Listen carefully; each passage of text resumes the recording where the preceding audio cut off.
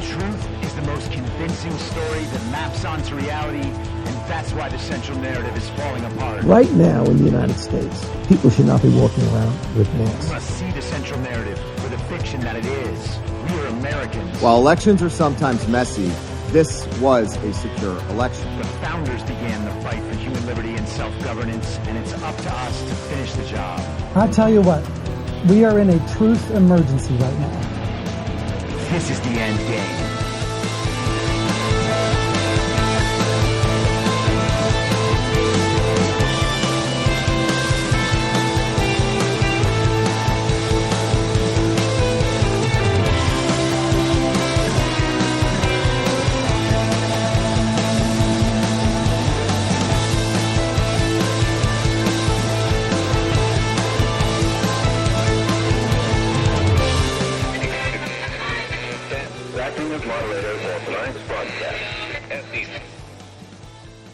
It's Thursday, February 29th, 2024, the 1135th day of dystopia. I'm your moderator, Chris Paul. Let's be reasonable. A warm welcome and hello to all of you listening to the podcast on the day of its release. The only way to do that is by becoming a paid subscriber at imyourmoderator.substack.com. You can do so for as little as $50 a year or $5 a month, and in doing so, you will be supporting me, the work I do, and this show as it expands. And if you can't or you simply don't want to, continue listening to the podcast for free a couple days later on a wide variety of podcast platforms and, of course, Rumble. All I ask is that you share it with your friends. You can find the links to the podcast, the writing, the social media, and the merch site by visiting linktree.com/I'mYourModerator. So I want to get into all of the various events of the last couple of days. Trump winning Michigan, Mitch McConnell announcing that he would step down as Senate leader for the Republican Party, movement on the spending deadline, and the liberal meltdown over the Supreme Court's choice to hear arguments on Donald Trump's claims for presidential immunity. But let's get a little update on Russia because the saber-rattling has been intensifying. We've had so many narrative elements on the Russia-Ukraine issue come up over the past few weeks. You think back from Zelensky considering firing the commander-in-chief Zaluzny of his military, Victoria Nuland's visit, Zaluzny threatening not to step down, finally that happening, him being replaced immediately. They give up on the Battle of Avdiivka and retreat from there. At the same time, Vladimir Putin is making his case on a world stage with Tucker Carlson. And of course, we spent a lot of last week on the Alexei Navalny situation. So Putin has an election coming up in March. And this week he gave essentially the equivalent of a State of the Union speech that would be delivered here. Now, Joe Biden, the fake president, intends to actually deliver one of those a week from tonight, which is kind of pointless because Donald Trump essentially just addressed the nation from CPAC on Saturday, as he has done now for 4 years in a row. And being that he is the duly elected president and there are probably more legitimately seated congressmen in that room at CPAC than there are in the entire Congress without them, he probably even chose the proper venue. But Putin's State of the Nation speech was even a bit more hardcore than Donald Trump's are. Here is some of the coverage from today in The Guardian. Sending troops to Ukraine would risk provoking nuclear war, Putin tells NATO.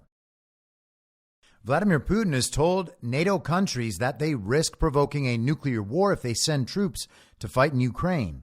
In an annual State of the Nation speech, ramping up his threats against Europe and the U.S.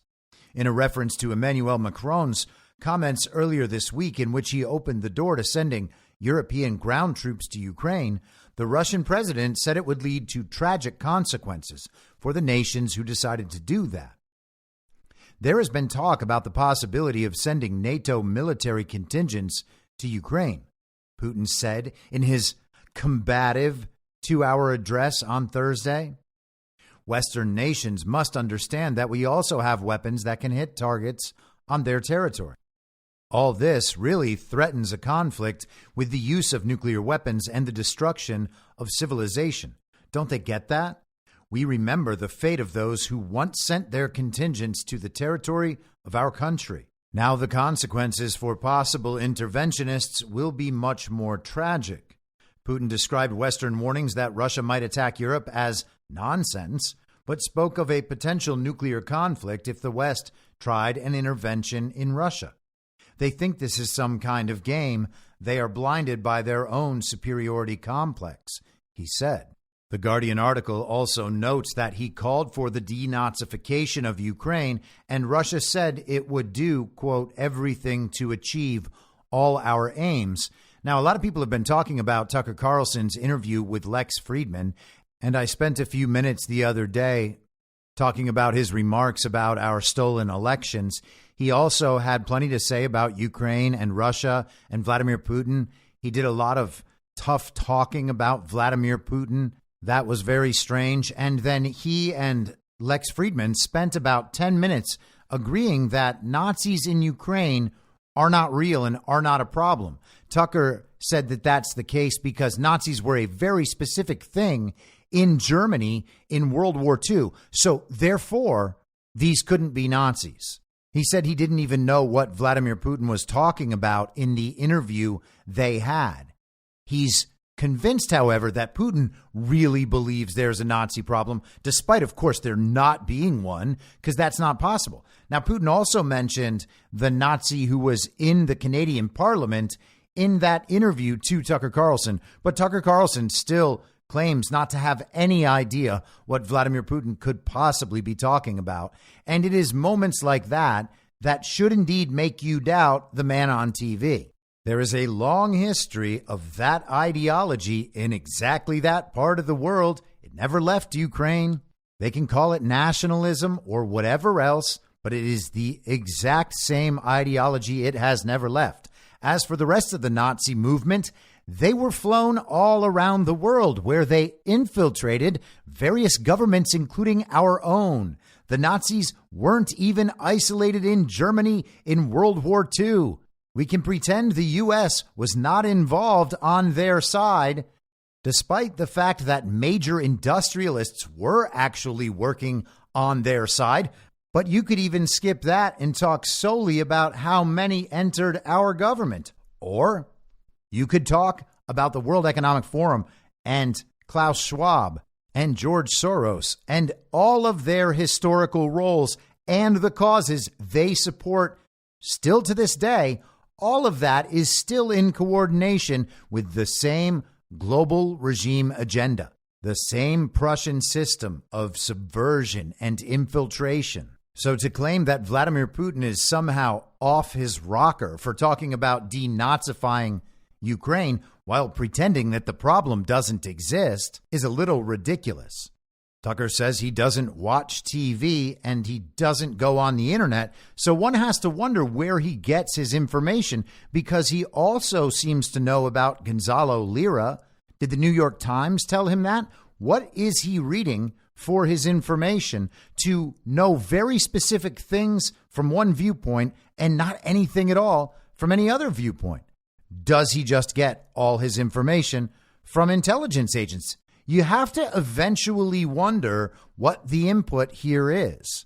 There is one more amazing thing from this Guardian article that I have to relay. Allies of the late opposition leader Alexei Navalny said Russian authorities had intervened to stop them from holding his funeral on Thursday, as they worried it would overshadow Putin's speech. Putin is yet to comment on the death of his most formidable opponent. Navalny's supporters are expected to gather on Friday in Moscow for his funeral amid uncertainty whether police will arrest those who have come to say goodbye. And of course, there is nothing more they would love than to somehow be able to initiate a false flag event over there and turn Alexei Navalny into George Floyd. Defund Putin's police. Now, they've been trying to ratchet up tension around this Russian situation, obviously, for well over 2 years at this point.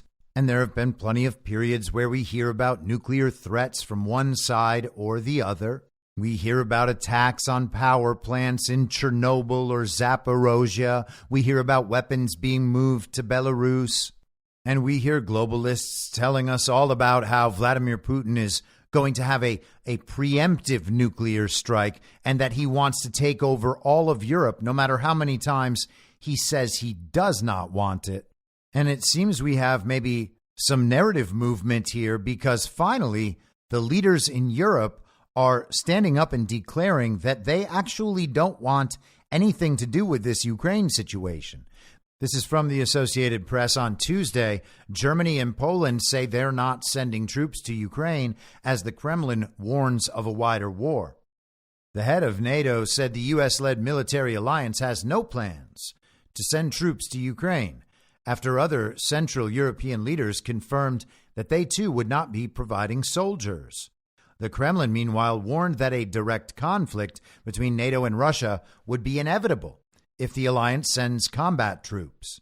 In this case, we need to talk not about probability, but about the inevitability of conflict, Kremlin spokesman Dmitry Peskov told reporters. Moscow's warning came a day after French President Emmanuel Macron said that sending in Western ground troops should not be ruled out in the future, after hosting a conference of top officials from more than 20 of Ukraine's Western backers. The comedic actor, by the way, Volodymyr Zelensky, is currently meeting in Saudi Arabia with Mohammed bin Salman, and there is some speculation online that this may have something to do with BRICS. If the comedic actor in Ukraine announced that Ukraine was joining BRICS, that would be absolutely hysterical. But back to the AP. German Chancellor Olaf Scholz appeared to have a different view of what happened in Paris. He said the participants had agreed, quote, that there will be no ground troops, no soldiers on Ukrainian soil who are sent there by European states or NATO states, end quote. Scholz also said there was consensus, quote, that soldiers operating in our countries also are not participating actively in the war themselves, end quote. With Macron increasingly looking isolated and opposition politicians in France furiously critical of his suggestion that ground troops might be considered, the French president's government subsequently sought Tuesday to clarify his comments.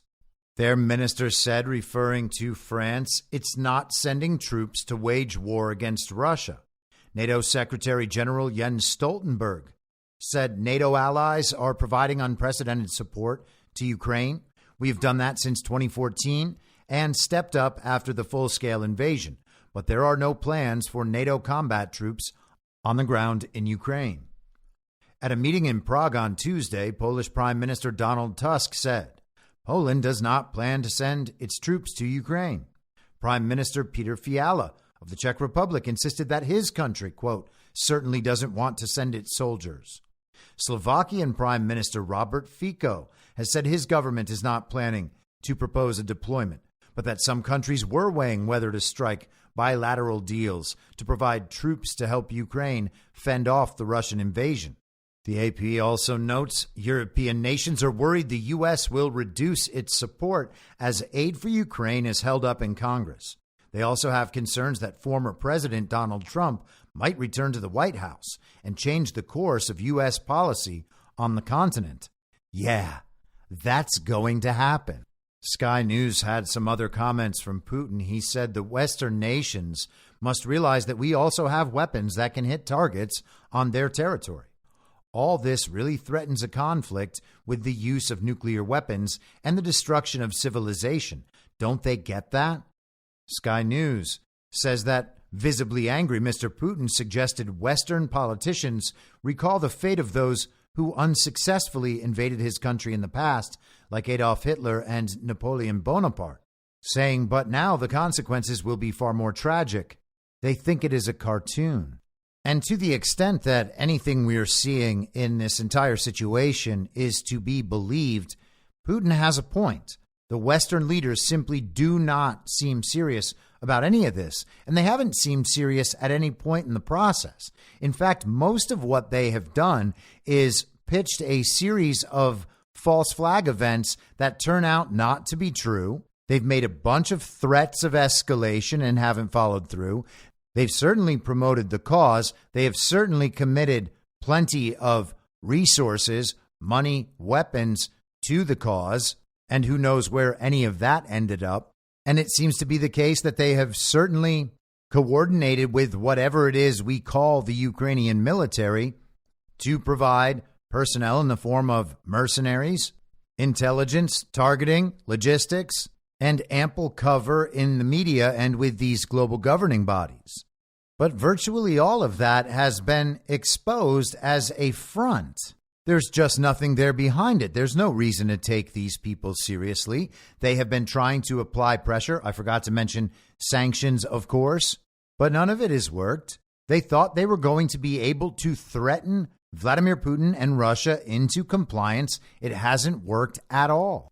And you have to think about what this means for these people, for the higher-ups in the regime's command and control structure. Not only are they losing their grip on control, their system for control is no longer working. It's breaking down. Their compromise isn't doing it. The threats aren't doing it. The financial manipulation isn't doing it. And all the while, people across the world are waking up to what has been done to them and what has been done in their name. All right, so let's get to the primary Tuesday evening in Michigan. That was only one of the two nominating contests in Michigan. Much like in Nevada, the Democrat Party within the state changed the date of their primary. They pushed the date up into February, so it would be before Super Tuesday. The USA Today described the situation this way. On February 27th, the Michigan primary is happening earlier than usual to meet President Joe Biden's request to diversify the early primary states. See that? It's all about diversity. I mean, you know how black Detroit is. And you might think, wait, is that racist? And yeah, maybe it is. But it's also legitimately the Democrat Party's thinking about all this. I'm not making that up. They will tell you on TV. USA Today says, but the Republican primary couldn't be moved as quickly as the Democratic one, as the Republican National Convention rules say that only Iowa, New Hampshire, Nevada, and South Carolina can hold primaries before March 1st. So the state worked with the National Party to create a hybrid plan where voters will cast their ballots in the GOP primary on February 27th, and the state party will hold a caucus and convention on March 2nd. So on Saturday, in each of the 13 congressional districts, there will be caucus meetings, and each district will award 3 delegates. And you would have to imagine that all of those would go to Donald Trump. Trump was declared the winner in Michigan. And now, by the way, 2 days later, there's still only 96% of the estimated vote in. Donald Trump is up 68.1% to 26.6%. So another 40-plus point win. The Republicans actually ended up with about 300,000 more total votes than the Democrats. Michigan, of course, is a state that we have to pretend the Democrats actually won back in 2020. But of course, you also have to keep in mind that there really isn't a Democratic primary happening right now. So it's not all that big a deal that so many fewer Democrat votes were counted than Republican votes. We don't even know that any votes were counted. Michigan is as corrupt as it gets. The Democrat Party there is insane, and the Republican Party there is a corrupt, controlled opposition to the Democrat Party, just like in every blue state. And of course, the same thing happens the other direction in red states sometimes as well. It is a uniparty. We do not need to pretend otherwise. CNN, in their piece about takeaways from Tuesday night, said that for Donald Trump, the roughly 30% of Republicans who voted either for former South Carolina Governor Nikki Haley or on the GOP's uncommitted line constituted a warning sign for Donald Trump. They wrote, though his third presidential nomination in 3 tries could be clinched in a few weeks, the fact remains that a sizable group of Republicans are either firmly opposed to him or still to be won over, including in a state that he won by a sliver in 2016 and then lost to Biden by roughly 150,000 votes 4 years later. Now, Trump didn't lose Michigan to Joe Biden. He certainly didn't lose by 150,000 votes. All of that analysis is nonsense, and honestly, who cares? And I know when I talk this way, sometimes people get upset. They're like, we know that didn't really happen, but they haven't acknowledged that. And right now, technically on the record, it says that did happen. Okay, I agree with you that it says that, except it didn't happen. So any analysis based on the fact that it actually did happen makes no sense. You are going to fail on that analysis. You cannot plan for fake numbers. You cannot build your strategy around the presence of fraud in a way that allows you to trick yourself into believing that you are going to conquer the fraud system while it is being run by the people who put the fraud in place. It's good to build a strategy, but the strategy should be reality-based while you simultaneously work to make sure that the issue is dealt with on a reality basis. The idea that Joe Biden won Michigan by 150,000 votes, and therefore we need to do XYZ to make up that difference, that doesn't make any sense. Let's say you made up that 150,000 votes. What do you do if they figured out a way to get 20,000 more votes somewhere? And this isn't even about solving the problem. This is just about what sort of analysis you are going to try to incorporate in your belief formation. What is going to help you make sense of a difficult situation? Is it to pretend that Joe Biden really won Michigan by 150,000 votes? And so, therefore, we have to pretend that the rest of this paragraph is true? The rest of the paragraph isn't true. Look what they're saying. They are making the claim that 30% of the Republicans who voted in the primary in Michigan on Tuesday night, the primary that wasn't supposed to be moved up, but was, 30% of those quote unquote Republicans voted either for Nikki Haley or for the uncommitted line. And then they analyze from there, applying the false numbers from the 2020 election. So it's falsehood combined with falsehood. But that 30% wasn't Republicans who voted. That 30% contained crossover Democrats and fake votes. Nikki Haley is legitimately running as a centrist alternative to Joe Biden. She is intentionally courting Democrat voters by going after Donald Trump. Understand that you are being told a story here. Dean Phillips, one of the alternative Democrat candidates in the fake Democrat primary, said he expected Joe Biden to win upwards of 90% of the vote in that primary on Tuesday, and Biden was not credited with upwards of 90% of that vote. 100,000 people were recorded to have voted as Democrats for the uncommitted line. And so they had to build a big narrative around that to let everybody know to expect a big uncommitted vote, because that would be Democrat voters expressing themselves about a very particular issue. CNN describes it this way.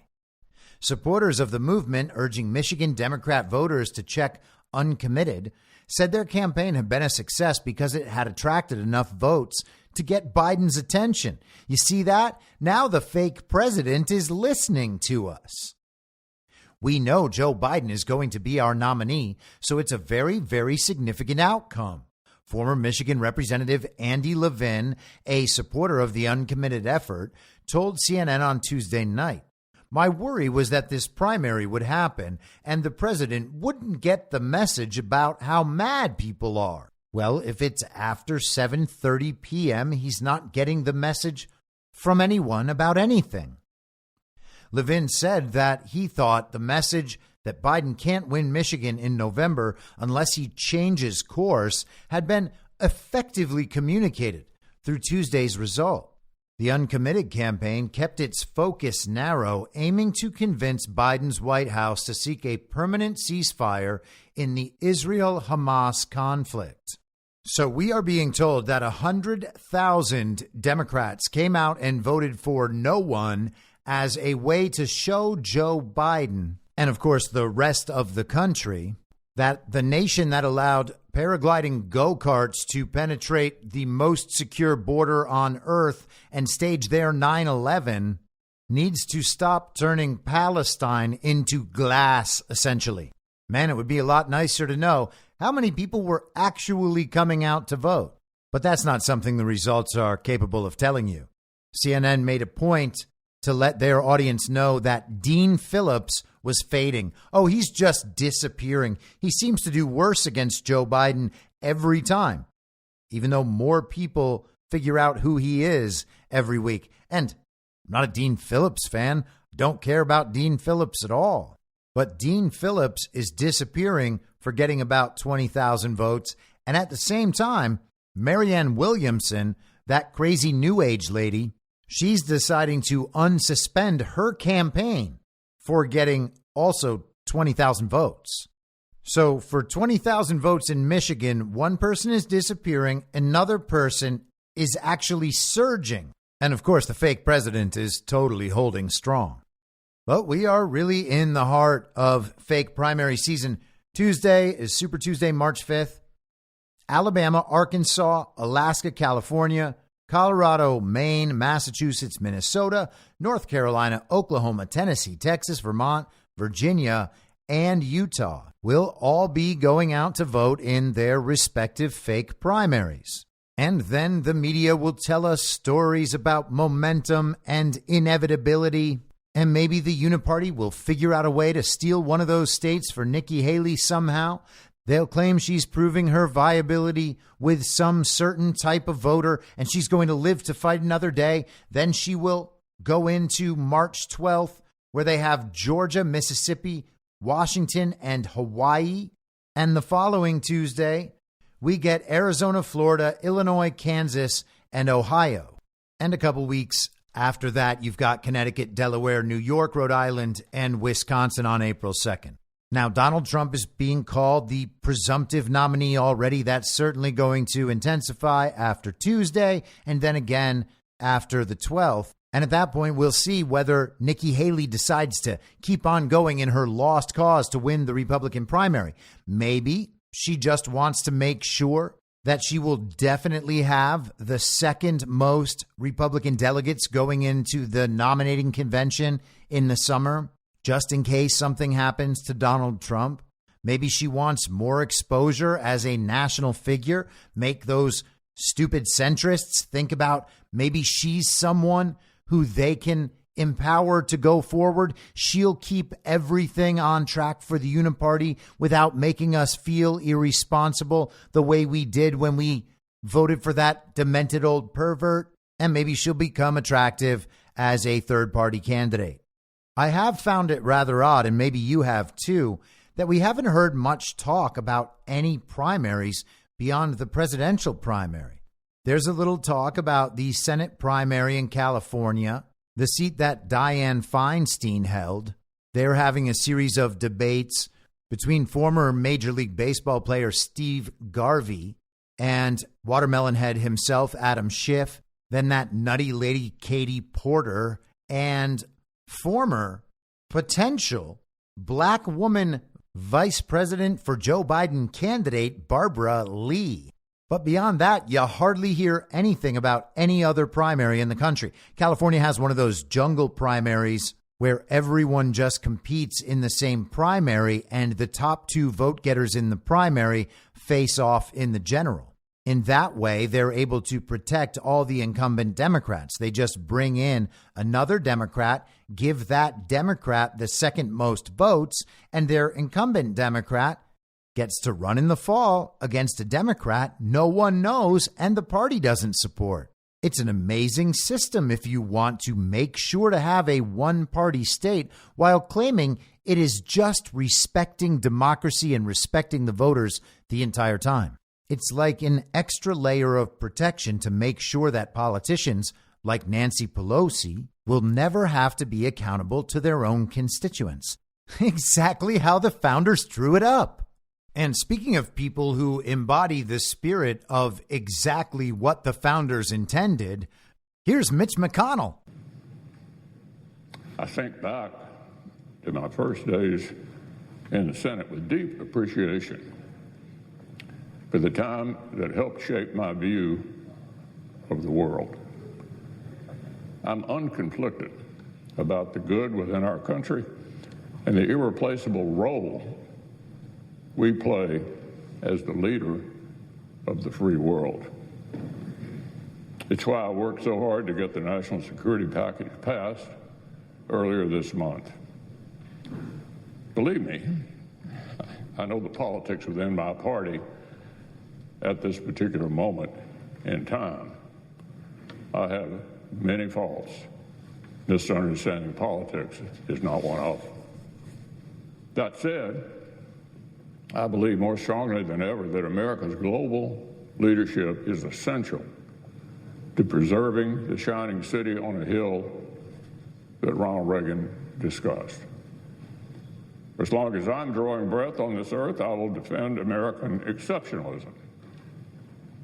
So as I've been thinking about when I would deliver some news to the Senate, I always imagined a moment when I had total clarity and peace about the sunset of my work. A moment when I'm certain I have helped preserve the ideals I so strongly believe. That day arrived today. My goals when I was narrowly elected to the Senate back in 1984 were fairly modest. Do a good job for the people of Kentucky and convince them that by doing so they might rehire me for a second term. That was it. That was the plan. If you would have told me 40 years later that I would stand before you as the longest serving Senate leader in American history, frankly, I would have thought you'd lost your mind.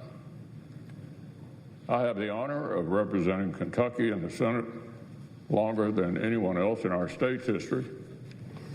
I just never could have imagined that happening when I arrived here in 1984 at 42. So that's Mitch McConnell addressing the Senate yesterday, talking about his 40-year Senate career and announcing that he is going to step down as the leader of the Republicans in the Senate so that a new leader can be chosen in November and becoming leader presumably in January when the new term begins. Now, the timing of all that is kind of interesting. Mitch McConnell is going to be responsible for directing funds throughout this campaign season to the extent that the election is even real at all. And of course, is it? Not really. But Mitch is going to direct the funding just as he did in 2022 when the red wave never materialized. It was once again thwarted by election fraud all across the country and the fact that the Republican Party did not support MAGA candidates. All of that was directed by cocaine Mitch McConnell. There were quite a few people, including people in MAGA, yesterday hailing Mitch McConnell for his efforts in getting 300 nominations confirmed to the federal court system and 3 Supreme Court justices for Donald Trump. And of course, I'm not disputing that Mitch McConnell absolutely had some role in what ultimately turned out to be a success. People are giving Mitch a lot of credit for his role in those efforts. In my view, there is no reason to be doing that. Mitch McConnell was not doing it on behalf of American patriots everywhere. What was he supposed to do? Act like Donald Trump isn't president and everybody out there would just be okay with the Republican Senate Majority Leader thwarting a Republican president's effort to fill the courts with qualified constitutional originalists? That wouldn't have worked. Did Mitch hold people's feet to the fire in order to get the job done? Well, I'm not saying he didn't. Maybe he did. But if he did that because he was leveraged by his own compromise, gained from 4 decades of serving the Uniparty in Washington, then I'm not going to go along with these stories about how he's a hero. Now, again, I hate getting into the personal judgments, knowing that we can't possibly have all the information about someone, but I can go on the surface interpretation. At least I can try to become very sophisticated in my understanding of that surface interpretation. If Mitch McConnell is somehow some secret agent patriot who has always been working for the best interest of the American people, then I'm happy to say I got one wrong and I owe him an apology. But in the meantime, we can go on what we know. And what we know is that this guy has done everything he can at virtually every turn to thwart the America First agenda.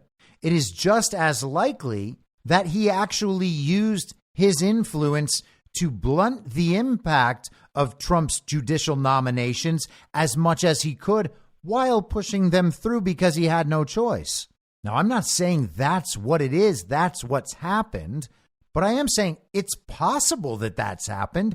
And if you are going to ignore all of that based on the unlikely scenario that Mitch McConnell is secretly a very patriotic American and not a corrupt politician who spent 4 decades in the Senate and is still serving and stealing elections in his state while also legitimately glitching in public, there are at least 2 instances offhand I can think of that Mitch McConnell just straight up short-circuited while in front of a microphone. Just froze, paused, glassy-eyed look, nothing going on in Mitch's skull for like a minute, and then someone walks him off stage. There's also, of course, the fact that a year ago he fell over at some Washington dinner, apparently became concussed, and then was just gone for like 2 months. And most people also remember the bruises on his hands from a few years ago. He's also got Elaine Chao, his wife. She worked in the Bush administration, but then she worked in the Trump administration. Is she a good guy or a bad guy? Trump makes fun of her. He calls her Coco Chow. The media, they say that's racist somehow. People talk about how she's Chinese. She was actually born in Taiwan, which is China, but it's also a global regime proxy state. So does that mean that she is for the CCP or against the CCP? But also, which side is the CCP on at this point, since the entire Uniparty is simultaneously fully aligned with the CCP and has been for 4 decades, but also seems to hate Xi Jinping and wants to blame all sorts of things on China? I guess just seeing them as China doesn't quite work. In the Associated Press's coverage of Mitch announcing that he will step down from Senate leadership, McConnell gave no specific reason for the timing of his decision, which he has been contemplating for months, but he cited the recent death of his wife's youngest sister as a moment that prompted introspection. The end of my contributions are closer than I'd prefer, McConnell said. And that was quite a weird situation in its own right. We didn't discuss this a couple of weeks ago. This is coverage from CNBC on the 16th of February. Foremost Group CEO Angela Chow died after car went into Texas pond, sheriff says. Chow's family on Wednesday announced she died in a car accident on Sunday, but did not disclose details of the incident at that time. On Friday, the Blanco County Sheriff's Office said in a statement that on Saturday, it, quote, responded to a possible water rescue on a private ranch located in Blanco County, Texas. On arrival, Blanco County deputies, along with Blanco County EMS and fire, recovered the body of Angela Chow from a pond on the ranch. EMS attempted emergency measures on Ms. Chow, but she succumbed from being underwater. Our preliminary investigation has determined this to be an unfortunate accident. The investigation is ongoing at this time. So not a lot of detail about this coming from the mainstream media. Others were reporting that her Tesla had driven backwards into the pond. It had slid backwards. Kyle Bass, who is a rather popular figure, he is the chief information officer of Heyman Capital Management, drew some attention with a series of tweets on X, formerly Twitter, at the time, Angela Chow's death at a private Texas ranch in Blanco County is suspicious. Chow entered her Tesla and backed into a pond on the ranch and passed away. Chow, almost certainly a high-ranking member of the Communist Party of China. She sat on the board of the state-owned Bank of China, one of the 5 largest banks in China. She also sat as a board member of China Ship Building Corporation, which was sanctioned by the U.S. government in 2020 for building ships and weapons for the Chinese Navy. Her husband, Jim Breyer, has been a longtime VC investor in China. His joint venture firm, Beijing-based IDG Capital, was just added on February 9th to the Pentagon's list of Chinese military companies. Breyer's firm is the first ever private equity firm to be so designated by the U.S. Defense Department. Breyer, in January of 2024, decided to take a pause investing into China and Chinese tech companies for at least 18 months. Breyer's firm gets designated a Chinese military company just a few days ago. Chow's China shipbuilding was sanctioned by the Biden administration. She decides to back her Tesla into a pond and dies? Was her Tesla hacked? I'm not sure the Blanco County Sheriff has the tools necessary to investigate this internationally charged suspicious death. And he's right. That is a suspicious death. Could a Tesla be backed up into a pond and keep itself locked so that the person in the car dies? I'm pretty sure a Tesla could be programmed to do that. And if you're the sort of people who engage in political murders and assassinations, well, you're probably also enemies with Elon Musk, or at least they sure act like they don't like Elon Musk. So making Teslas look extra dangerous in the process. Do I know what happened? Of course not, but it sounds possible. Now, is that some kind of warning to Mitch McConnell that has convinced Mitch McConnell to announce that he's stepping down from Senate leadership? Again, it's impossible to know that, but it's not the sort of thing that we should just rule out. We can accept that it's unproven and therefore remain ultimately agnostic about what actually happened, while also understanding that we do live in the real world. Things like this happen, and this may well be the most likely explanation for such a strange and mysterious death. So now there is speculation about who might replace him. People are talking about Rand Paul. The establishment seems to think they'll get one of their guys in there like John Thune or John Cornyn. But I don't even know why this subject is up for discussion right now. Let's wait and see how this year plays out. The Uniparty, of course, is trying to make sure that it can maintain its control over the office of Senate leader for the Republicans. But that can only happen if all of MAGA decides to go along with it, or we get caught in the Fox News media circus where they do advertising and promotion for whoever the Uniparty candidate may be. They want to make sure everyone in the country considers it an inevitability to put that person in that office. And I was thinking about it this morning. I kind of have the same sense about it that I do about the whole vice president discussion.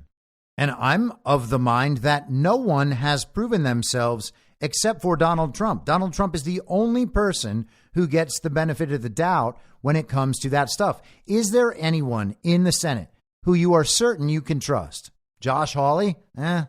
Maybe. Rand Paul? Maybe. Let's see how all of them comport themselves between now and whenever it is that Donald Trump becomes recognized once again as the president of the United States of America. We have to get it out of our heads, the whole mainstream media idea that someone must be anointed by the media. We're all going to get excited about who the TV tells us to be excited about. We're just going to anoint someone. These positions should be the result of wielding proper leverage on behalf of the American people while in Washington, D.C. Not because of some bill they proposed 15 years ago that got signed into law and now they have a reputation as a deal maker, a respected Senate colleague and leader. And we don't need to play pretend about which one of them might be president someday. We should give them this promotion because one day they might be the right kind of president, exactly who we need. No, all of that is nonsense. Whichever person can adequately lead the America First takeover of the United States Senate should be the GOP Senate Majority Leader.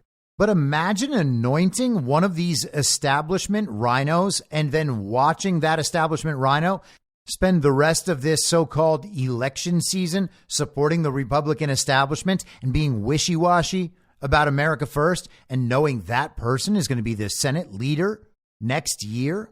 Let's see these people do the right thing and stick their neck out and give a full-throated support to America First and to the founding principles of this country and to a return of America's government to its people. This is not the time to just go around convincing everybody that Rand Paul is the greatest politician the country has ever seen.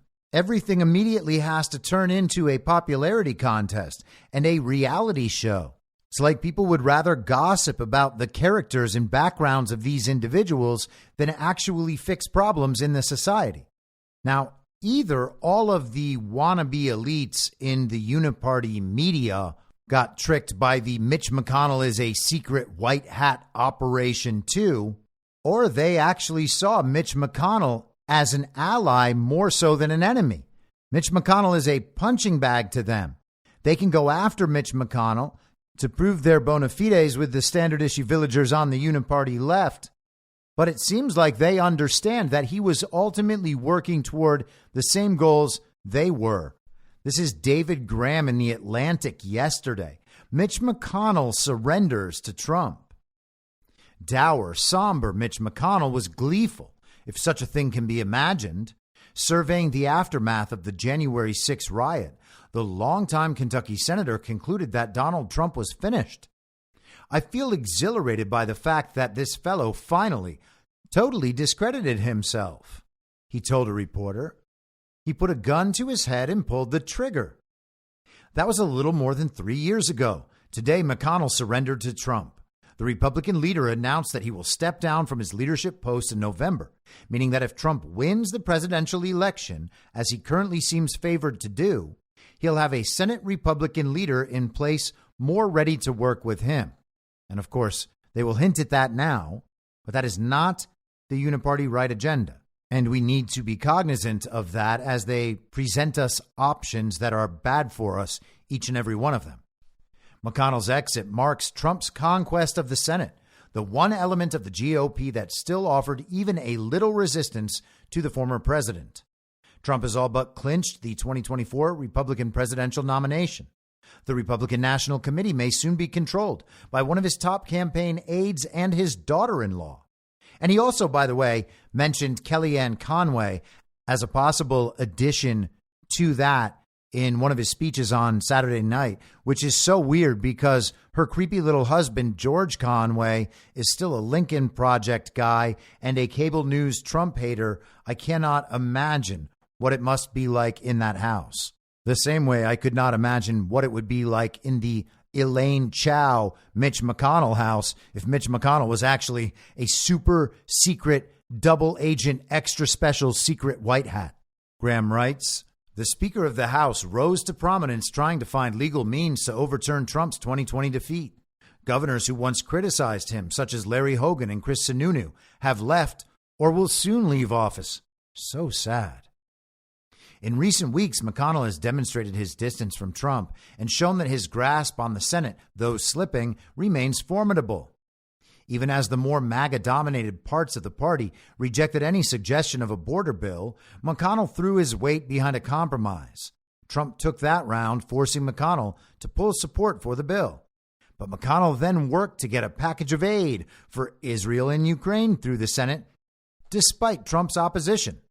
The House, however, seems likely to smother that. Soon, McConnell won't be around either. Graham begins to describe the rocky and, as he calls it, uneasy relationship between Trump and McConnell. He writes twice McConnell had the chance to end Trump's career. Oh, did he? Did he really? I don't think that's true. During Trump's first impeachment, he did not support conviction, though getting enough Republicans to vote to convict Trump might have been tough. A clearer opportunity came after January 6th. McConnell unsparingly criticized Trump, but he declined to push for convicting and barring him from office. Instead, he flinched, grabbing onto a theory that the Senate couldn't convict Trump because he had already left office. Oh, yeah, that strange theory.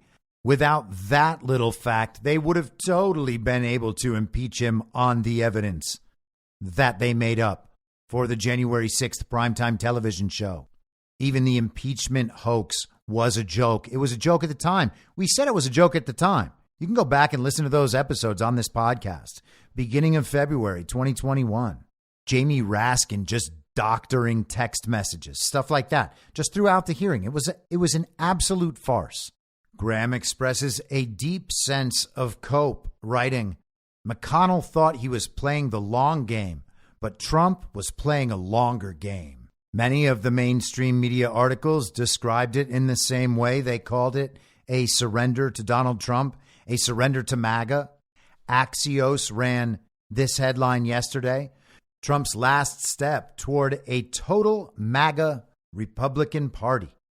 The Trumpification of the Republican Party is now complete. Come November, every powerful GOP leader will have been picked by Trump or spent the election cycle publicly kissing the ring. And that's a good thing, by the way. They call it kissing the ring. It's not kissing the ring. It's not about Trump. It's about understanding the stakes, understanding that it is the job of a politician to serve the people he represents or she represents. Hey, how about that, wokes and feminists? I just sent one on out for you too. But that's their job. The people want Donald Trump. The people want a MAGA America First agenda. If politicians want to run to do something other than that, they have no business running and cannot and will not win. It's so simple. It's not about kissing Trump's ring. It's about you are running on an America First platform. You are willing to talk about election fraud and fixing our elections. You're willing to talk about our currency. You're willing to be honest about our foreign policy. You're willing to be honest about the usurpation of the United States of America. And you're willing to tear down the deep state and the administrative state. If people like that are kissing any ring at all, it is the MAGA ring. It is not the Donald Trump ring. And I'm obviously not trying to diminish Donald Trump's importance here. I think Donald Trump is telling us very clearly that the movement should not be about him. He's the one in a position to fix things on behalf of the American people. And that is true. He is the person best positioned to fix things. But the point isn't to do all of this for Donald Trump so Donald Trump can rule us. The point is to do all of this so that Donald Trump can finish the job he signed up to do and then hand that authority back to the American people in whatever form that takes in the future. Axios writes, after a brief break in Trump's reign after the 2020 election, the chips are once again falling in favor of the former president as he inches closer to the GOP presidential nomination.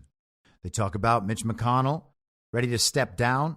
The three likeliest GOP successors, they say, Barrasso, Cornyn, and Thune, have already endorsed Trump.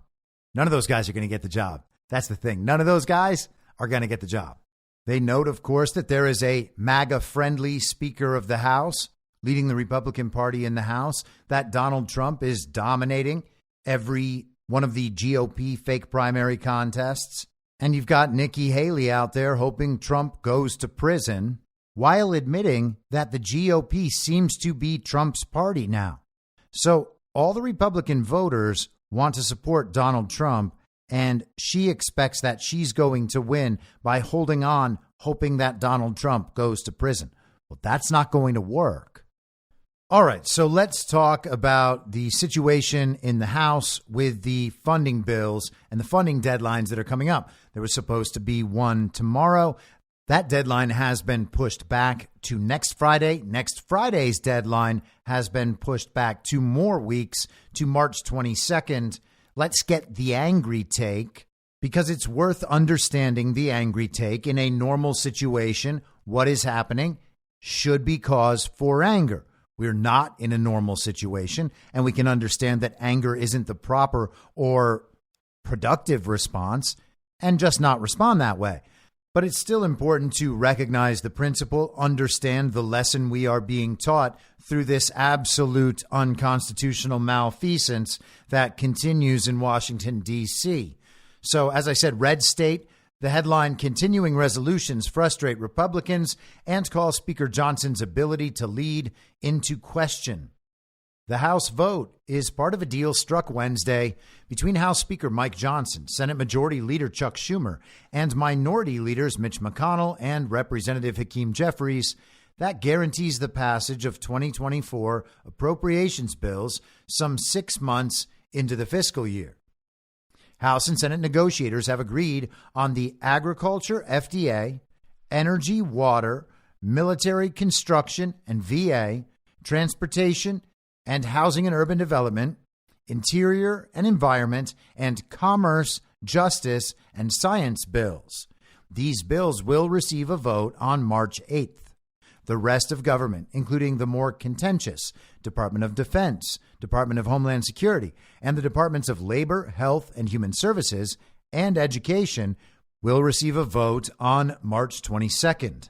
The bottom line here is that the bills have been finalized, and while there may be some drama surrounding their passage, they will pass. Establishment members of the Freedom Caucus, like DeSantis supporters Thomas Massie and Chip Roy, took to X, formerly Twitter, to let everybody know that despite supporting Ron DeSantis, they are very patriotic conservatives. Massie wrote on Twitter, "The first installment of the omnibus is allegedly coming up for a vote next week. They've been writing this behemoth behind closed doors for weeks. If just 1/3 of U.S. representatives will oppose it, we can stop this monstrosity. And hey, good luck, Massie. It's really too bad you cucked out on the whole Ron DeSantis thing." Chip Roy embraced his tough guy persona that is obviously not real at all, and he said, "We have a fundamental responsibility under the Constitution of the United States to use the power of the purse to check an executive branch that is not following the law." Red State cites an article from The Hill. The head of the hardline House Freedom Caucus is bashing the nascent funding agreement hashed out by leaders of both parties, warning that conservatives would be willing to force a government shutdown to secure steeper cuts and policy preferences. Representative Bob Good has led the charge among far-right lawmakers, urging Speaker Mike Johnson to fight for scores of conservative policy riders to accompany the 2024 spending bills. Absent that, those Republicans want the Speaker to champion a stopgap bill known as a continuing resolution to extend government funding at current 2023 levels through the remainder of the fiscal year, which ends on October 1st. The latter strategy would trigger an automatic 1% cut to federal programs of all types beginning May 1st, a stipulation of last summer's bipartisan Fiscal Responsibility Act designed to encourage lawmakers to reach an agreement on 2024 spending or face reductions to popular programs. Now, I don't see either of those as impressive options, and I am not impressed by the Freedom Caucus for presenting them. Red State, of course, is impressed by all of these things because Red State is a Republican establishment outlet. Much like Town Hall, much like PJ Media, these were the outlets that got behind the ridiculous Ron DeSantis op. They clearly and obviously and unashamedly support the uniparty right and their view of things. We want a government shutdown. Shut down the government. That is leverage. That is leverage the Republicans hold. If they want to motion to vacate and get rid of Mike Johnson, then by all means do it. But there's no point in having leverage if you're not going to use leverage. Right now, the uniparty does not have leverage. That means that concessions can be extracted. And when concessions can be extracted, concessions should be extracted.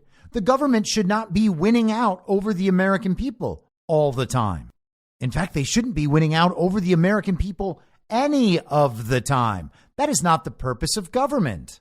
Mike Johnson is in that position. The country is saying no deal. It is not then Mike Johnson's job to go in and say, yeah, we're going to make a deal anyway, despite the fact that the people don't want it. the leverage must be used. Now, I think all of this is a rug pull in the first place. It's going to shut down when it shuts down. That financial moment is going to come when that financial moment comes.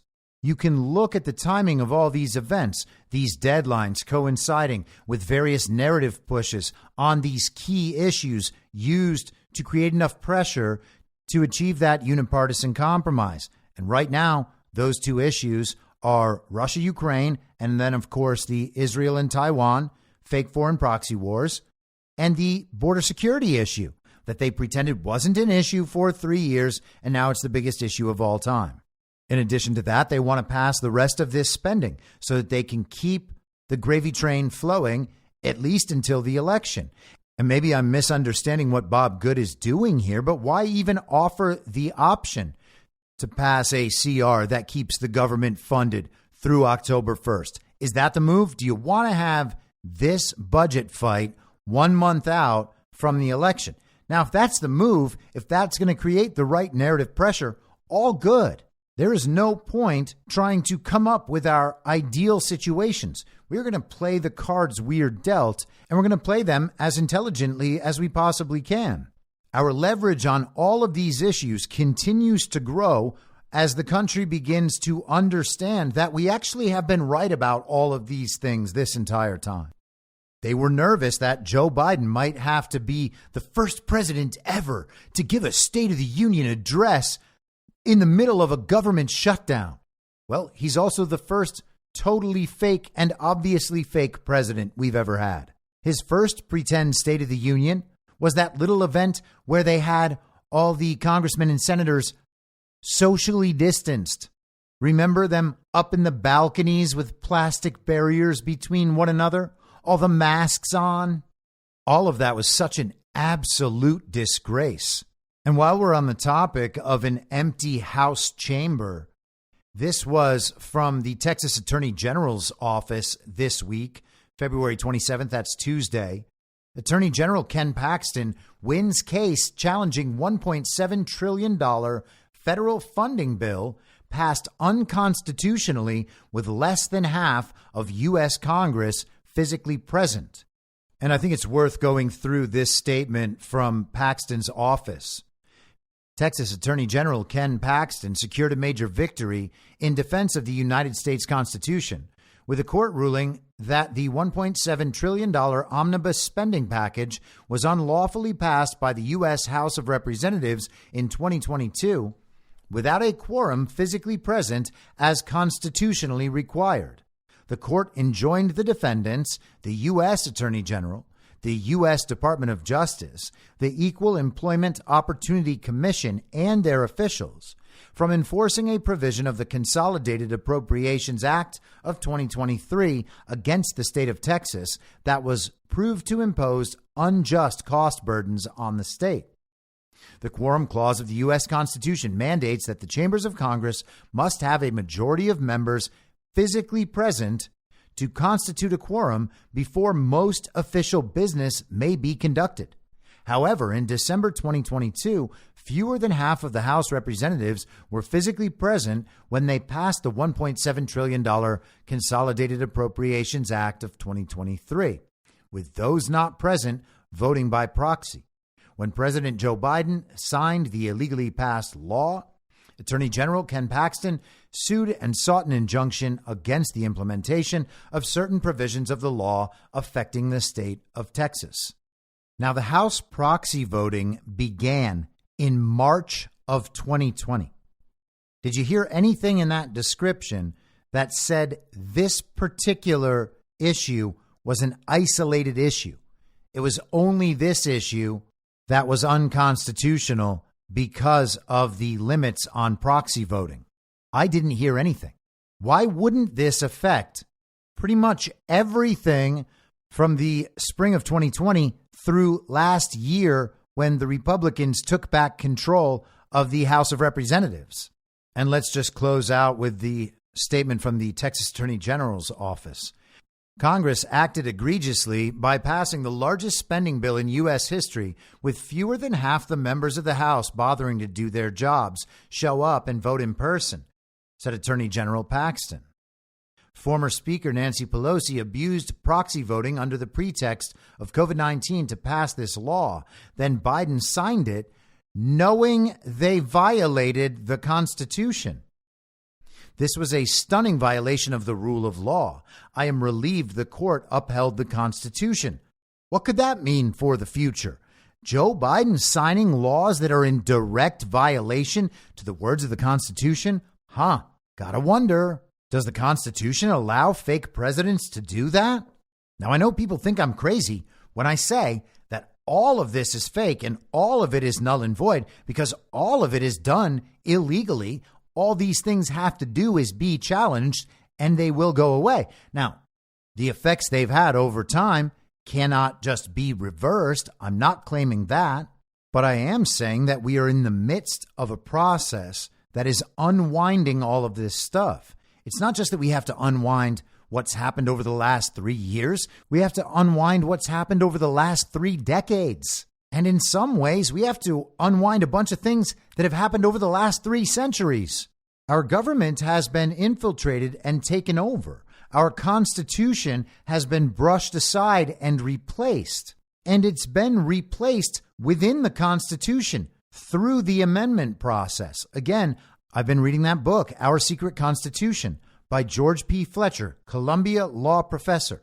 In that book, he argues explicitly, specifically, clearly, and unashamedly that the Reconstruction Amendments were put in place to change the U.S. over from a country centered around liberty to one centered around equality, to shift the focus from the individual to the nation, and to change the country from a constitutional republic into a democracy. This is the Prussian system as it is implemented everywhere. And you can see the same motivations and the same understanding of the issues in any communist literature. And again, Fletcher isn't some guy screaming, "The South will rise again," with the Confederate battle flag emblazoned on his car.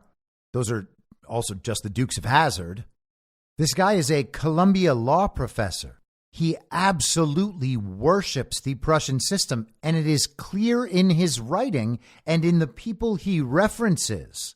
And he is not shy about saying that the Civil War was fought specifically to accomplish the goals of the Reconstruction Amendments.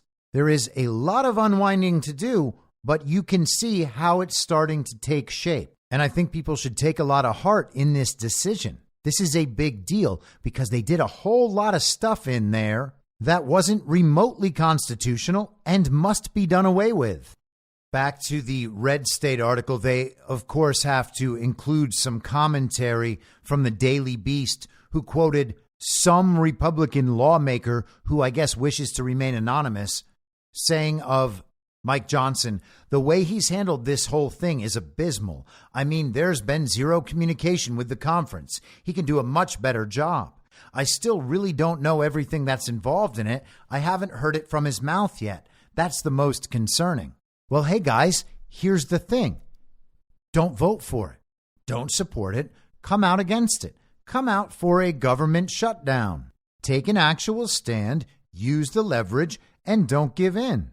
And if Mike Johnson carries it forward anyway, and you are actually making a principled stand, then submit a motion to vacate. People are supposed to be doing the right things all the time. They're not supposed to be telling us, "Hey, don't worry about it. I know you don't have any reason to trust us, and everything we do shows you that we don't care about you at all. But you got to see we're part of a much deeper plan." And again, I'm one of those guys that argues that there actually is a much deeper plan and that many people are following it. But it's not our responsibility to assume that everyone who isn't doing the right thing has a good reason for it. That is not our role. Our role is to demand that the right thing be done all the time and that leverage is applied to yield the proper outcome. That's not turning my back on the movement. That's not blackpilling. That is saying that at some point, someone else is going to have to drive this bus. Even if there is some grand plan that is absolutely locked into place for the rest of the year, is it also locked into place for next year?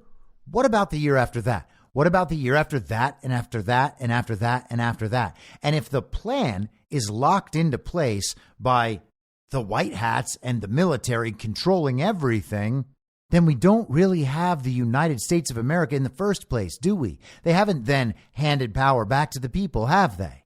Even if their plan is the best plan ever, and many faithful patriots are executing that plan, two claims which I can totally get on board with. There still, at some point, must be a role for other people that aren't aware of that plan, and things must return to a cohesive reality prime. It can't just be a plan and an info op forever. And if we're not even demanding that we return to some sort of baseline reality, then what makes you think that'll ever happen? It would just be a situation where we are removing their liars, their political criminals, their corrupt actors, and replacing them with our liars, our political criminals, our corrupt actors. The goal here is not to just change brands of the mainstream media. And so finally, let's get into some of the court stuff. And by the way, apparently things have gotten so much worse for Fani Willis. Text messages were personally delivered to Megyn Kelly to break the news. This is a Fani takedown, as I described nearly 2 weeks ago now. She is getting heat from both sides. Fani is toast. The uniparty right and the uniparty left have agreed to take down Fani Willis. Is that going to end the Trump case? I think the answer is probably no. Is it going to end Fani Willis's involvement in the Trump case? I would not be surprised if the answer to that is also no, and she stays on board. And people will absolutely lose their shit, which in some sense is entirely justifiable, but in another sense is those people reacting in exactly the way the uniparty media has set out for them to react. Also, in relatively minor Donald Trump litigation news, CNN yesterday, Trump must come up with the full bond amount to cover the $454 million civil fraud trial judgment appeals court judge rules. Former President Donald Trump must come up with the full amount to cover the $454 million verdict in the civil fraud trial. Associate Justice Anil Singh, however, lifted a ban on Trump's ability to obtain loans from New York regulated financial institutions, which could allow him to access the equity in his assets to back the full bond amount. Singh denied Trump's request to delay his obligation to post $454 million until a full appellate panel hears his motion to stay enforcement of that judgment until his appeal of the civil fraud rulings are over. The decision followed an emergency hearing that lasted about 20 minutes. So Trump was basically saying, hey, I'm going to appeal this ridiculous judgment, and so I should not have to turn over nearly $500 million while this case is still on appeal. And the judge said, actually, we are going to have you turn over that $500 million until this injustice can be reversed. And again, we can recognize the injustice. We can understand that Trump is being royally screwed, but also recognize that this stuff has a tendency to flip around. And if you think about it that way and still agree that the judge has made a bad decision, okay, I totally understand. But if you flip it around and from that view, you're like, all right, I get why this principle makes sense. Maybe this judge really did rule the right way in a principled manner, and it just feels bad about this Trump case. In the future, then, you would understand that there is a principled purpose to explain why the other side would then be treated in the same way. And it sucks right now because the only prominent figure to really be pursued for anything high level and important, it's Donald Trump. But this is not a permanent state. I feel like it's going to look a whole lot different a year from now. So Trump is being told that he needs to put this money forward in order to begin the appeals process. He had offered through his lawyers to put up $100 million, but that wasn't good enough. So it's going to be the full $454 million plus about 20% on top of that to pay the bond. So he's going to have to come up with about $550 billion. But in order to help him do that, the judge was open to allowing Trump to pursue a loan. Gosh, it's so nice. So let's get to the big Trump legal issue. This is from yesterday in the New York Times. Supreme Court agrees to hear Trump's immunity claim, setting arguments for April. The Supreme Court on Wednesday agreed to decide whether Donald Trump is immune from prosecution on charges of plotting to overturn the 2020 election, further delaying his criminal trial as it considers the matter. The justices scheduled arguments for the week of April 22nd and said proceedings in the trial court would remain frozen, handing at least an interim victory to Mr. Trump.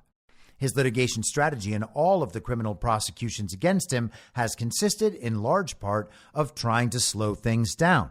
And so this is the media narrative all week long. Donald Trump's strategy to combat all of these ridiculous indictments and prosecutions is just to slow the clock down so that he can't be imprisoned by this illegitimate administration prior to the election, which is what they really want. Because if Donald Trump wins the election, well, then he can just stop the indictments and pardon himself. And that all sounds very likely and very scary and very unjust if you are the sort of just brain-dead sociopath who still believes that Donald Trump attempted to overthrow the American government while president and that he prevented the peaceful transfer of power, even though he told everybody, hey, I'm no longer president on January 20th. They are mad that Donald Trump is actively pursuing justice in his own cases. He apparently is not supposed to be contesting any of this stuff. He's just supposed to let them roll these prosecutions directly over him and crush his campaign and the MAGA movement. And I'll play some of their reactions, some of the media's reactions in just a couple of minutes. You can hear the entitlement in these people's voices. They thought that this was definitely going to be the silver bullet that finally takes down Donald Trump. Back to the New York Times for the moment. The Supreme Court's response to Mr. Trump put the justices in the unusual position of deciding another aspect of the former president's fate, whether and how quickly Mr. Trump could go to trial. That, in turn, could affect his election prospects and, should he be reelected, his ability to scuttle the prosecution. The timing of the argument was sort of a compromise. Jack Smith, the special counsel overseeing the federal prosecutions of Mr. Trump, had asked the court to move more quickly, requesting that the justices hear the case in March. They wanted all of this expedited, you see, to make sure that the calendar worked for them. It's not okay for Donald Trump to delay any of this stuff. In fact, they are making out like it is some sort of illegal, unethical act for Donald Trump to appeal any of this on the basis that he is only doing it to delay the process and get off, even though he would totally be guilty otherwise. But it's not a manipulation for them to care about the calendar and for them to arrange the calendar in whatever way best seems to fit their political motivations.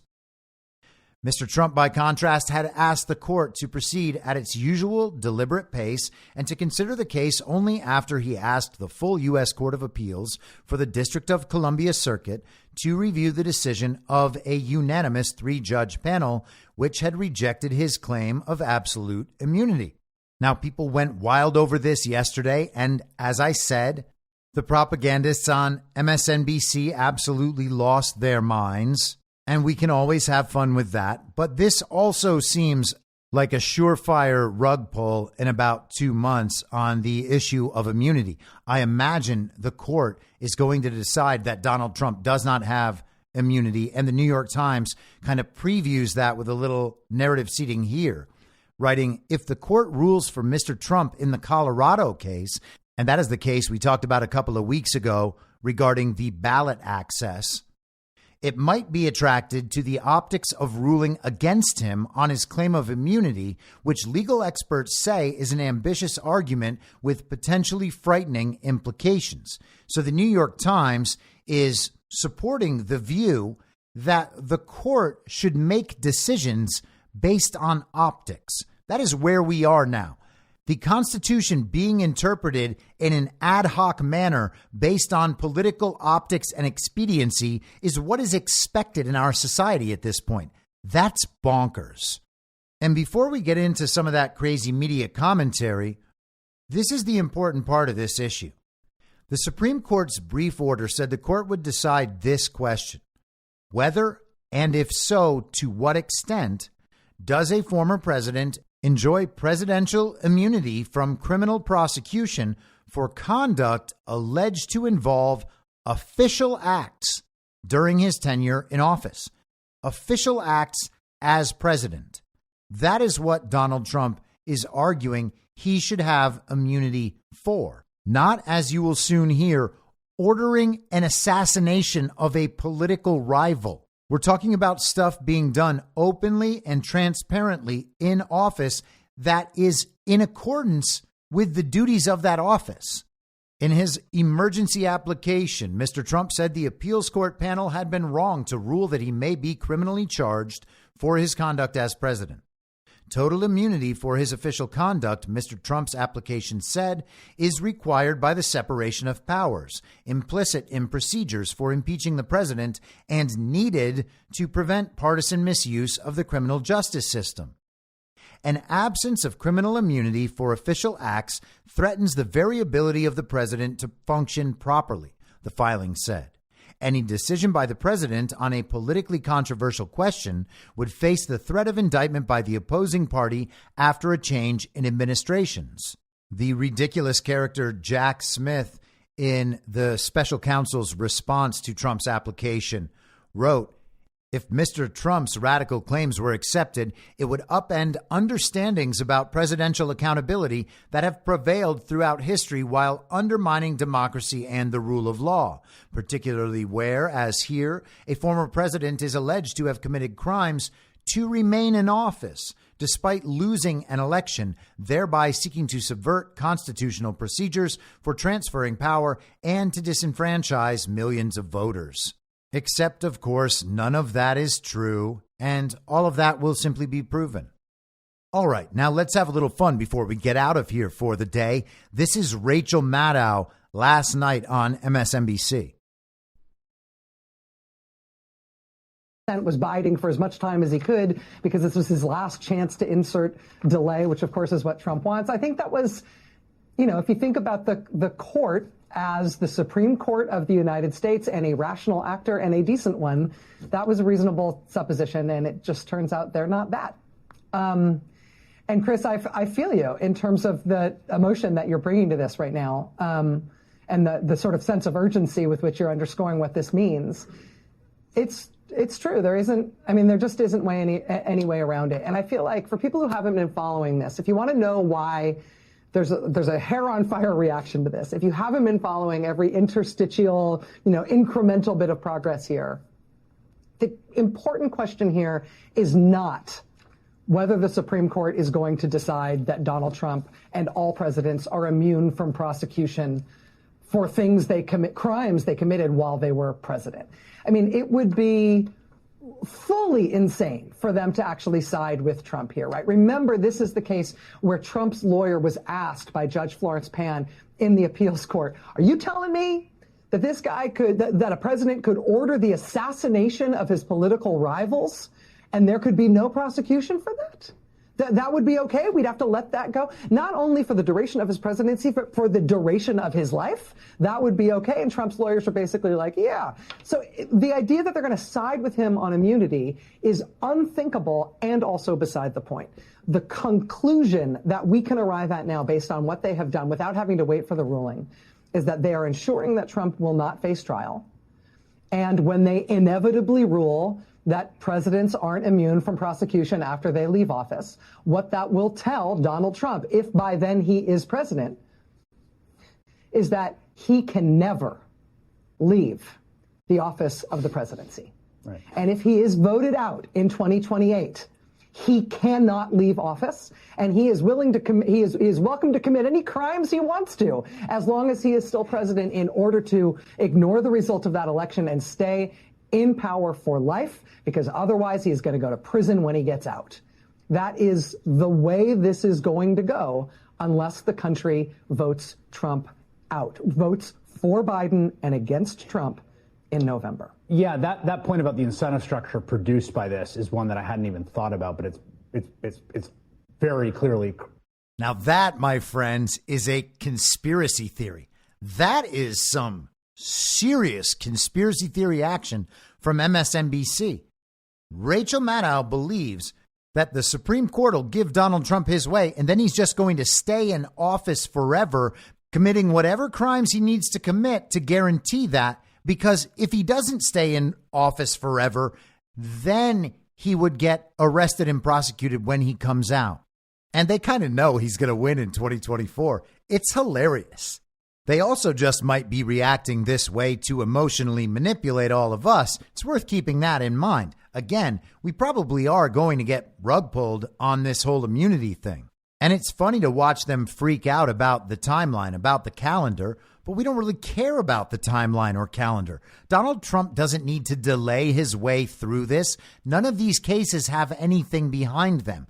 We should not engage in the reality of this analysis based on the reality of these cases when there's nothing actually there. We can still be entertained by the meltdowns these people are having. They genuinely are standard issue villagers on the uniparty left. Yes, they are wannabe elites. They want to be at the very, very top of the ladder of standard issue villagers, but they seem to have no idea what's going on.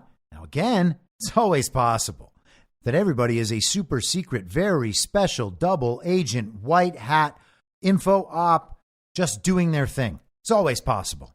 But it seems like they are just standard, overeducated, wealthy liberals who are totally detached from reality. You have to at least allow for the possibility that these people really don't know anything and that they really, truly believe all of the stuff that they come out and say on television. Now, you might think that 8 straight years of being wrong all the time about everything in public, obviously, would maybe make you doubt your sources of information and the analysis of all the people around you who everyone calls experts, but apparently not.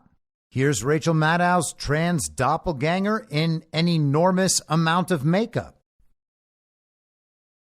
There are a lot of folks who believed that there was some kind of method of accountability, some would-be hero that was going to save us from the dictatorial monster in the Oval Office. There was, remember Michael Avenatti, the lawyer for adult film star Stormy Daniels? Avenatti is currently in federal prison, serving a 14-year sentence for stealing millions of dollars from his clients. But then it was Special Counsel Robert Mueller, the investigation into connections between the Trump campaign and Russia. And of course, in that report, Mueller's report failed to find sufficient evidence of a criminal conspiracy. Manhattan District Attorney Alvin Bragg brought his case against former president in connection with those hush money payments to Stormy Daniels. The outcome seems the most up in the air, but it's also probably going to be the only one to actually go to trial before the election. Jack Smith brought indictments against Trump in the Mar-a-Lago documents case, which, if you read the indictment, seems open and shut, and Trump's efforts to steal the 2020 election, thanks to Trump-appointed Judge Aileen Cannon in Florida, and now the Supreme Court. It's likely neither trial will happen before November. Letitia James achieved one of the only legal wins against Trump. Trump is appealing. He has not paid a cent yet.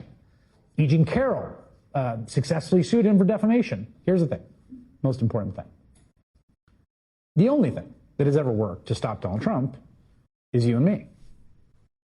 And I mean that in the sense of the will of the voters. Americans, the pro-democracy majority in America, showing up at the polls and in the streets and in civil society to protest Donald Trump and to vote against him. The democracy he wants to badly to destroy. That is the only way that this will end. Chris Hayes needs you to steal an election, riot in the streets, and engage all their quote-unquote civil society organizations. They are all going to combine to oppose Donald Trump once again. This is the only thing that can defeat Donald Trump. All those other silver bullets they thought they had, 91 indictments, Donald Trump was going to spend 700 years in prison, and now he might be president again before we even get to say he's guilty of these crimes. And that's what they really wanted. They wanted that guilty verdict so that they could say it's all real. After that, who cares? The appeals process, who cares? Who cares about any of it? The audience of these lunatics, they all called Donald Trump a rapist and a racist, by the way. But they really believe he was like found guilty of sexual assault just because some judge in a courtroom in a civil trial thought it was maybe more likely than not that E. Jean Carroll was telling the truth. No evidence of any actual sexual assault. She can't even remember when it happened. But they don't care about the actual result. They only care about the narrative result. Here's more. And just the courts hope that the kind of anodyne procedural nature means that what they're doing is illegible. Mm-hmm. Right, that they can do this and and then the news alert is like, the court will take up the immunity argument. It's like, oh, that sounds reasonable. When are they going to do it? Oh, in April. Okay, well, that's part of the play here, that they're insulated from the backlash. Well, I hate to break the mood. If that's, please break the mood, buddy. So my hair isn't even warm. Good. On fire. But here's why. Okay, here's why. And let me just work backwards, because I think the most important thing you said in your opening remarks is that this outcome should not be up to 5 members of the United States Supreme Court. It is really up to you, the voter, and that's a version of what Rachel was just saying too. These votes, these 4 votes, because this piece of paper, all you need is 4 votes in the Supreme Court to turn out this piece of paper today. These 4 votes can be proven less important by the American people in the way they cast their own votes in November. I personally believe, having seen how well Joe Biden did in Michigan, having seen how badly Donald Trump did in Michigan and in the other states, that Joe Biden is going to be reelected. And that's why I am not worried at all about the timetable. That is what you would call, once again, cope. That is ridiculous. Joe Biden did well in a primary that, for all intents and purposes, isn't happening. Joe Biden's not debating people. He's not campaigning. And the primary was held in a regime election fraud stronghold. There was never any question about the outcome of that election. If anything, it was still manipulated to make Biden look better and Trump look worse. Is Lawrence O'Donnell stupid, or is he just presenting a counterpoint that members of MSNBC's audience who are exceptionally triggered at Rachel Maddow and Chris Hayes, maybe they could find a little bit of comfort so that they can show all their friends how not scared they are? You know, Lawrence O'Donnell is right. Joe Biden probably will beat Donald Trump again, just like he did in 2020. Apparently, they still have people who believe this stuff. Now, Chris Hayes mentioned Robert Mueller there. Robert Mueller, of course, an associate of Andrew Weissmann, famous Russia hoaxer, and now MSNBC legal analyst. Here he is from this morning. On the merits, the Supreme Court made the right decision here to hear the arguments. I don't. I think that this is such a frivolous argument.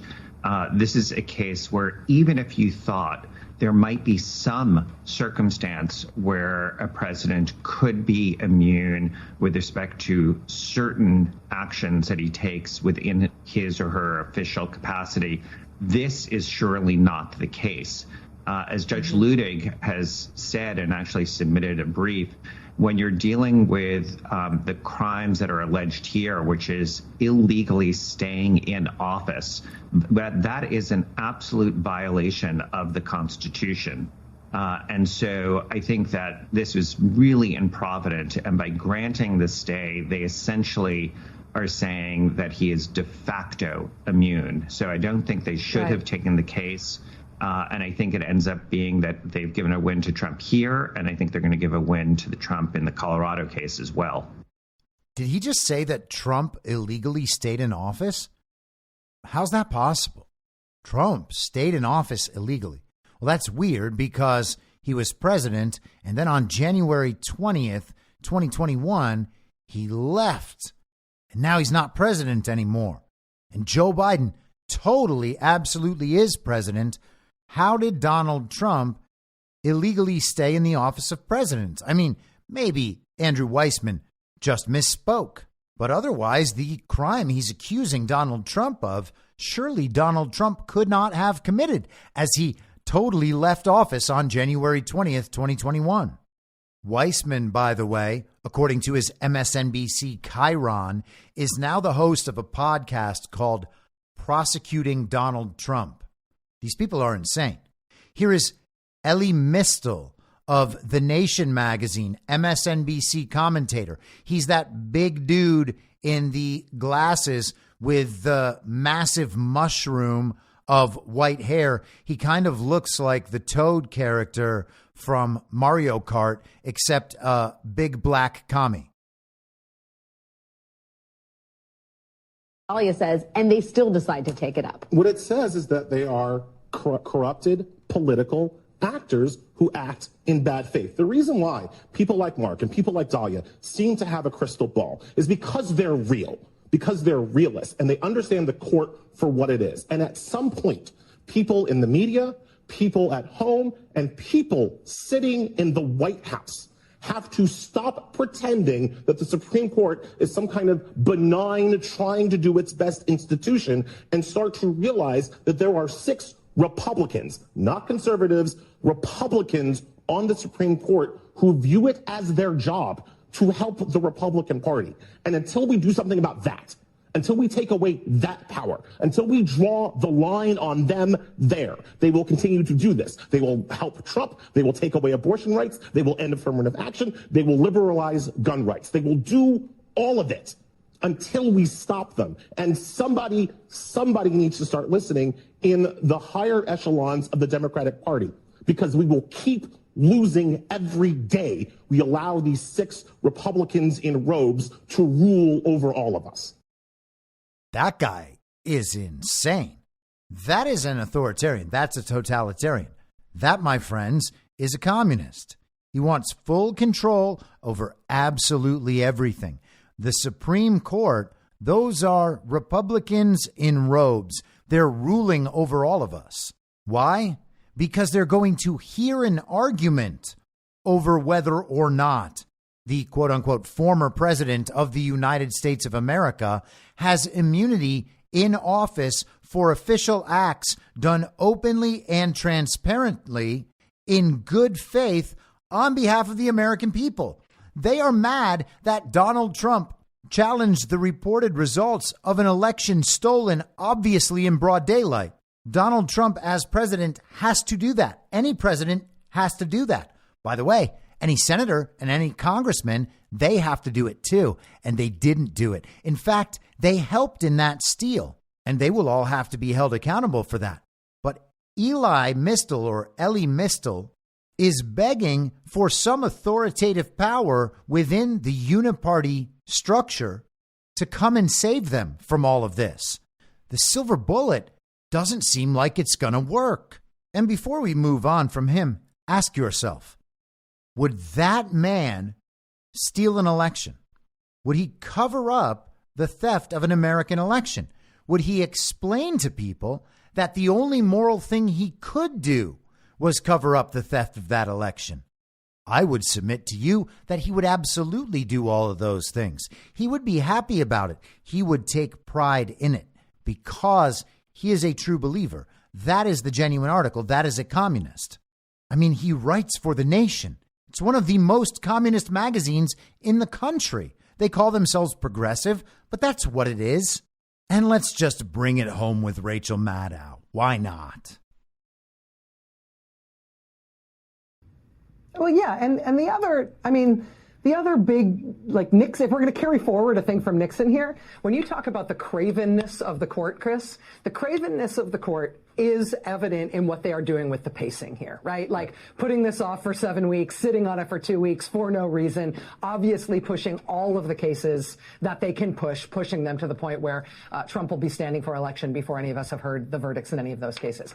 Got it. It's the timing. But it's also the idea that the immunity thing is an open question, right? Is really presidential immunity an open question? Because what's the most famous pardon in American history?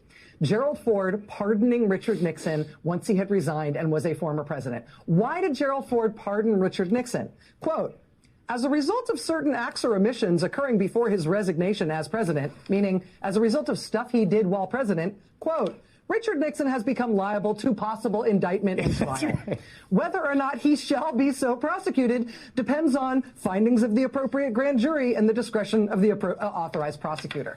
So the idea that this is an open question, that it might be that a former president can never be tried for something that he did because he was president when he did it, is disproven by a plain reading of American history and the whole justification for Richard Nixon being pardoned in the first place. So the idea that this has to be taken up is them saying the sky is green. Right. And I think even for the non-lawyers among us to be able to say, you know what, the sky is not green even on our worst day, this is BS. You are doing this as a dilatory tactic to help your political friend, your partisan patron.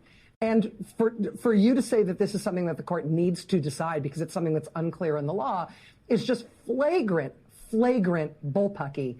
And they know it, and they don't care that we know it, and that's disturbing about the future legitimacy of the court.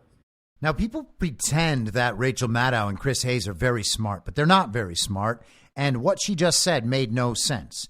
She's saying that during the Watergate scandal, there was a question about Nixon being investigated for a potential indictment. And in light of that, Nixon chose to step down. He was then later pardoned, though there was no crime nor conviction that he had been charged with, tried for, or convicted of. If they had investigated him and they had chosen to indict him, Nixon would have then been in a position to make the same challenge, maybe even all the way up to the Supreme Court, about whether or not he could be prosecuted. And that's only half of it, because this, again, is an official act by the president that he was doing openly and transparently, in good faith, and on behalf of the American people. It would have been a total abdication of his duty not to challenge the reported results of an obviously stolen election. Now, do Rachel Maddow and Chris Hayes understand that? I would submit to you that they have to understand that, and they are still nonetheless happy to lie to their audience, knowing that their audience doesn't understand that, and themselves understanding that they need the audience to do certain things in a narrative sense and in an activist sense. They need to keep that tension ratcheted up. They need to give these people something to believe in, that a silver bullet will still come save them from Donald Trump. But maybe even with my low estimation of their intelligence, because they're wrong about that too, by the way, maybe even my low estimation is not low enough. Maybe they actually think the things they are saying are smart. But hey, inside that information bubble, things are pretty dumb. And maybe in their world, that is smart. I'll be back tomorrow at the same reasonable time on the same reasonable podcast network. I don't have a network. Masks and lockdowns don't work. They lied to you about a pandemic, and Joe Biden will never be president. In my mind, that's the end game. If you're listening to this episode for free, you can support me and support the show and the work I do by signing up for a paid subscription at imyourmoderator.substack.com. You can do so for as low as $50 a year or $5 a month. Comes out to under $0.25 per episode, and you'll blast right through the paywall for all of the writing. The merch store is www.cancelcouture.com, and you can find everything else by heading to Linktree. Linktree.com/I'm your moderator. And I'll see you soon out on the range.